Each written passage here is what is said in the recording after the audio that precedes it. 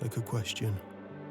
There is no answer, no end, only the wind, which the seabirds follow, and the roots beneath the soil, stretching and intertwining, like living limbs tied to hungered souls, and the pulse of your own heart, steady as a lighthouse, in a storm you cannot name.